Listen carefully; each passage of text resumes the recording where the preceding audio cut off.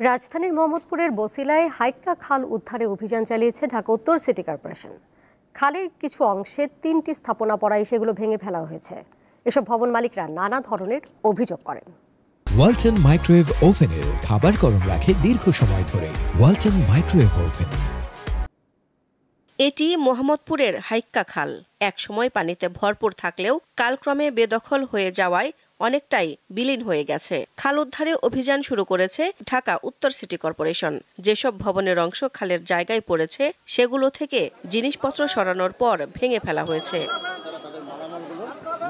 তবে ভবন মালিকদের দাবি, তাদের ভবনের কিছু অংশ খালে পড়লেও পুরো ভবন ভেঙে ফেলা হয়েছে। তারা 1 সপ্তাহের সময় চেয়েছে, কিন্তু সময় দেয়া হয়নি। তাদের অভিযোগ, এক প্রভাবশালীর কাছে জমি বিক্রি করতে রাজি না হওয়ায় এই অভিযান চালানো হয়েছে।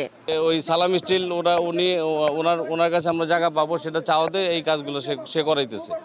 কারণ তারা অনেক পয়সার মালিক, তারা ইচ্ছা করলে যাই করতে পারে, কিন্তু আমরা তো অসহায় হয়ে গেলাম। যার বাড়িটা আজকে ভাঙা হচ্ছে, ফারুকের জায়গা আছে, ফারুকের জায়গা সে দেবে না। 80 লক্ষ টাকা বিক্রি করে যাও, নাইলে ক্ষমতা দেখো। তার ক্ষমতা কিন্তু আজকে আমরা দেখতেছি। তারা আমাদের কোনো সময় না দিয়েই তারা আমাদের এই বাড়িটা ভেঙে ফেলতেছে। তারা আমাদের পুরো বাড়িটা ভেঙে ফেললো। খালের আরেক পাশ দখল করে গড়ে উঠেছে একটি মসজিদ। সেটি নিজ উদ্যোগে দ্রুত ভেঙে ফেলার নির্দেশ দিয়েছে সিটি কর্পোরেশন। সিটি কর্পোরেশনের প্রশাসক জানিয়েছেন, পর্যায়ক্রমে সব খাল উদ্ধারে অভিযান চালানো হবে। যারা অবৈধভাবে বাড়িঘর করে সরকারের জমি এবং খাস জমি, সরকারের জমি খাল বিলের মধ্যে স্থাপনা করে ভোগ দখল করছেন, তারা ঘুম থেকে জাগেন এবং নিজ দায়িত্বে এগুলো ভেঙে সরে যান। নাহলে আমরা আসবো, আমরা কোনো নোটিশ ফোটিশ দিব না, আমরা কিন্তু একদম সরাসরি উচ্ছেদ করব। এটা চলমান প্রক্রিয়া।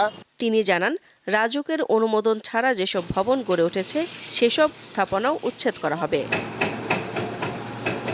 দিলশা দানি, দীপ্ত সংবাদ, ঢাকা।